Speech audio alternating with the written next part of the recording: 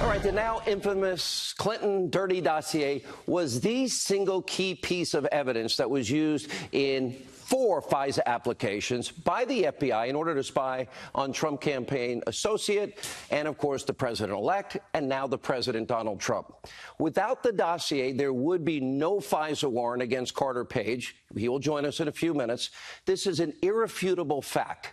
And, of course, we all know that this dirty dossier was created by a former foreign spy, Christopher Steele, who ultimately really was paid by Hillary Clinton and the DNC, all to dig up dirt and lies on Donald Trump.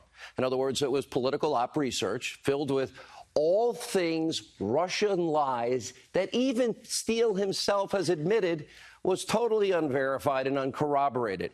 And he even said, at best, it was raw intelligence and only had a 50-50 chance of being true, most of which has now been totally debunked. And yet it was passed off to you, the American people, and FISA court judges as real, credible evidence by top FBI, DOJ officials to obtain the FISA warrant to spy on the Trump campaign associate at the height of a presidential election in 2016. This is a national disgrace.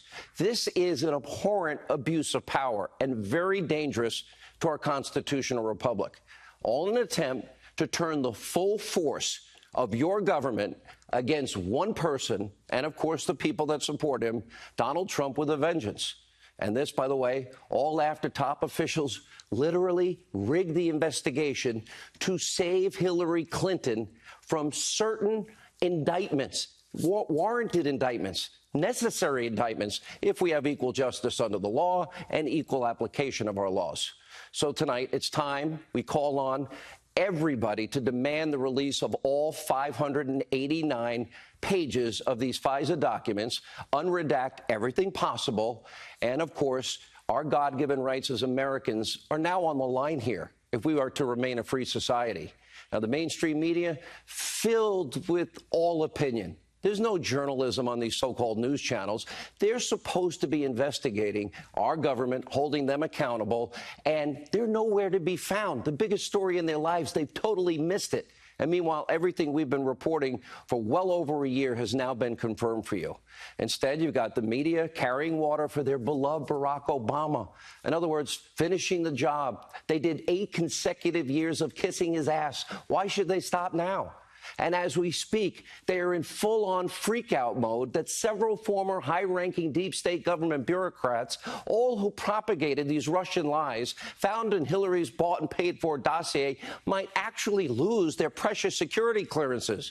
So this week, rightly, the Trump administration announced it was literally looking to strip top-secret government access from all those deep state actors you see on your screen, including Clapper and Brennan and Rice, Michael Hayden, and, yeah, James Comey and Andrew McCabe.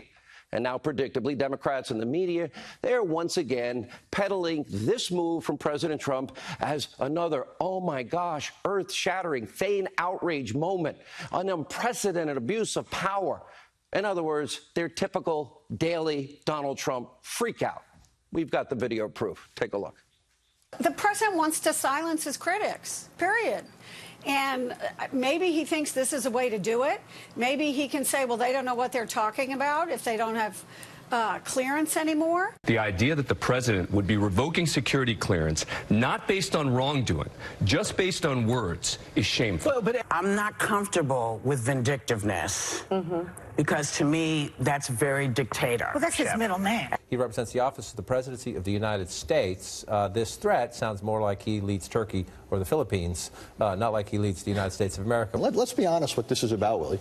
This is an abuse of executive power. This is Erdogan's Turkey. This is not what the United States of America should be. This is so extraordinary.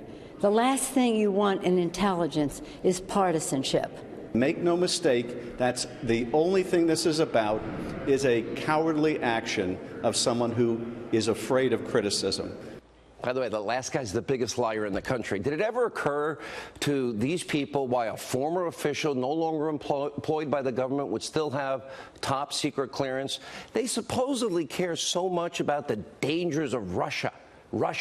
Hillary Clinton paid for these Russian lies in what is nothing but a disinformation propaganda campaign to manipulate the minds of the American people and steal an election. And the deep state helped her every single step of the way. Is that not abuse of power? You don't see the danger in this? And then you're seeing the media, the Democrats, sticking up for the most corrupt people, their swamp friends that abuse the power that we gave them, we the people. For example, one time CIA Director John Brennan hates Donald Trump. He's allowed to. He's the former communist. How he ever became the CIA director is unbelievable to me. He's also currently a paid hack over at Conspiracy TV, MSNBC, which is so appropriate. But during his time as the CIA director, Brennan actually leaked the contents of this dossier before the election to then Senator Harry Reid, who then subsequently alerted the public in an open letter to James Comey. Really? The CIA director? Sounds like Pravda. Sounds like the KGB. After stepping down as CIA director, John Brennan took all of his hatred publicly on cable news, getting paid, which is okay, even calling the sitting president of the United States a traitor? Really? This guy who leaked the Russian lies. What's this? I think there's a big question, first of all, in terms of those who are on Mr. Trump's national security team, whether they can continue to serve in good conscience an individual who basically betrayed his nation. What Mr. Trump did yesterday was to betray the women and men of the FBI, the CIA, NSA, and others, and to betray the American public. And that's why I use the term that this is nothing short of treasonous, because it is a betrayal of the nation. He is giving aid and comfort to the enemy, and it needs to stop. And Mr. Trump needs to understand that there are going to be consequences for him, too. The press needs to report what we're going to put on the screen. It says, this is CIA policy. In the case of former directors, the agency holds their security clearance and renews it every 5 years for the rest of their lives. However, that requires former CIA directors to behave like current CIA employees. Now, what you just saw, does that seem like the behavior of a current CIA employee saying what he just said, calling the president of the United States a traitor? And this no way undermines the CIA's mission? Really? What about him politicizing intelligence as an employee of NBC? That's pretty acceptable for a current CIA employee? I don't think so. And that brings us to the well-known leaker and liar himself, James Clapper. Remember, he's the former director of national intelligence, widely believed to have leaked details of the infamous dossier to CNN, where he's now employed. Fake news. And yet CNN just can't imagine why such an honorable person like him would lose his security clearance. Let's take a look. CNN national security analyst James Clapper. And given the partisan attacks on him, I just want to take a moment and walk you through his ample nonpartisan resume. He served as director of national intelligence during the Obama administration. Before that, as director of the Defense Intelligence Agency under the first President Bush and Bill Clinton. General Clapper joined the Air Force in 1963, served 2 tours of combat during the Vietnam War, is the recipient of an Air Force Distinguished Service Medal, 2 Defense Distinguished Service Medals, and 3 Distinguished Service Medals for national intelligence. Okay, Anderson, it was James Clapper who issued a directive that, quote, in case you want to do some real research and news on your station, when it is determined that access to classified information is no longer required, the department or agency shall terminate such access and debrief the individual. Oh, that's James Clapper's signature. He signed that in 2013. Amazing piece of information. It was Clapper who was at the center of the Obama administration's effort to scrub the clearance list in order to avoid leaking. But of course, no media meltdown over that action. And as we stated, it was James Clapper who likely leaked the classified information to the media in order to, rig the election years after he authored and signed that, quote, memo. Unauthorized disclosures, he said, of classified information, including leaks of classified information to the media, endanger vital intelligence sources and methods, and damage international relationships. Aggressive action is required to better equip the United States government elements to prevent unauthorized disclosures. So it's clear that people like Clapper and Brennan and many other deep state sycophants, they should in no way none of them have any access to our government's secrets. As a matter of fact, they ought to all be under investigation because their bias is so abusive, clouded their judgment. They're the ones that stomped on the rights of the American people. They're the ones that tried to propagandize, disinform the American people, all to affect an election. And to this day, they still are. And to this day, breaking their own government policies that they signed off on. Every American tonight, you need to demand that they not only lose their special government privileges, but they need to be held accountable for their blatant abuse of power. By the way, Robert Mueller, are you watching? Do you have your people watching? Because this is your Russia collusion story. And by the way, Jeff Sessions, where are you? Has anyone seen you except for school children? All right, let's shift gears. Let's turn our attention to the hostile regime of Iran.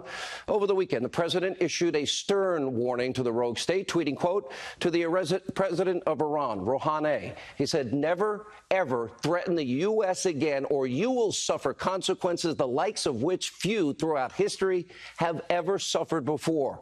We are no longer a country that will stand for your demented words of violence and death. Be cautious. Now, per usual, this tweet set off, yes, predictable, widespread, breathless panic from your left-wing media. Shocking. Take a look. He criticized several times Barack Obama and said, you just wait. He's going to start a war with Iran if it feels like he's on the political ropes. And so that's in his head. With any previous president, if you'd woken up to this all-caps tweet threatening war with Iran, you'd think he probably belongs in a padded cell. But with Trump, this is kind of business as normal. Russia just dominated the conversation for the whole week, and he was hurting. So let's distract with a new topic. And in this case, it's Iran. Let's find a new foil that maybe all of us will focus on, and we'll forget that there was a summit in Helsinki last week. But this strengthens them for Rouhani, for the foreign minister. This makes them look tough. People are rallying around them. So this is actually strengthening the regime. I mean, it is a classic move by President Trump to try to distract. And we've seen this time and time again. When things aren't going well, you lob a Molotov cocktail in one corner of the room, and everyone runs over there. And now, remember, these are the same people claiming that Trump was going to cause World War III because of his tough rhetoric against Kim Jong-un, little rocket man, fire and fury, our button's bigger than yours and works. Now, despite the never-ending panic from his critics, President Trump continued his tough talk against the hostile Iranian regime. Take a look. I withdrew the United States from the horrible, one-sided Iran nuclear deal.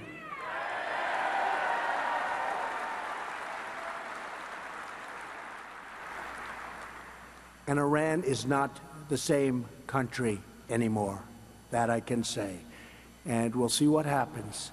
But we're ready to make a real deal, not the deal that was done by the previous administration, which was a disaster. All right, someone needs to remind the corrupt media Obama is gone, and the era of apology tours and appeasement is now over. No longer will the United States of America sit idly by as the Iranian regime is fighting proxy wars, chanting death to America, disrupting the entire Middle East, and funding terrorism throughout the world. And, of course, aggressively pursuing nuclear weapons and threatening all of our allies and this country. America must never allow these lunatics to develop nuclear weapons. All options must always remain on the table. And while the president puts Iran on notice, he is also focusing on a critical part of our national security right here at home. Earlier today, he had very tough words for Democrats that literally want to eliminate ICE. In other words, protection of our southern borders, wide open borders. Are they serious? Take a look. But Democratic politicians want to abolish ICE. They want to see open borders. Can you imagine? You know, every once in a while you'll hear something, and usually you understand, like in deal making, you always have to understand the other side. When you hear open borders, when you hear get rid of ICE, when you hear some of the things that they're proposing, it's like you can't even understand it. Can you imagine open borders? You'd have millions of people pouring into our country. Millions and millions of people. Many people that you don't want in our country. but you would have millions of people pouring into our country. The crime would be unbelievable. And they want to get rid of the crime fighter on top of everything else. Open the border and get rid of your crime fighters. You don't understand it. Nobody understands it. All right, with the 2018 midterms just a few short months away, it's clear that Democrats in this country have no real plan to improve America. Instead, they want to regain power in order to take more and more money. In other words, they want their crumbs back. They want to take back the Trump tax cuts. They want to impeach President Trump. They want to preserve the disaster of Obamacare, open borders, stop Kavanaugh, and they obviously we have a new addition to our list. They want to kill off all these legitimate investigations into what really happened during the 2016 election, the Obama-era deep state corruption, the rigging of an election, the rigging of an investigation. Now, tonight, we have bad news for the Democrats and everyone else actively working against President Trump. Look at this Gallup poll. President Trump just hit the highest approval rating of his presidency, and according to The Hill, 3/4 of Americans will never vote for a socialist. It should be 99.9%, but we'll get to that another night. I'll say it again. This is the most important midterm elections in our lifetime. Make your voices heard. The future of this country, our rights and future as a constitutional republic are at stake.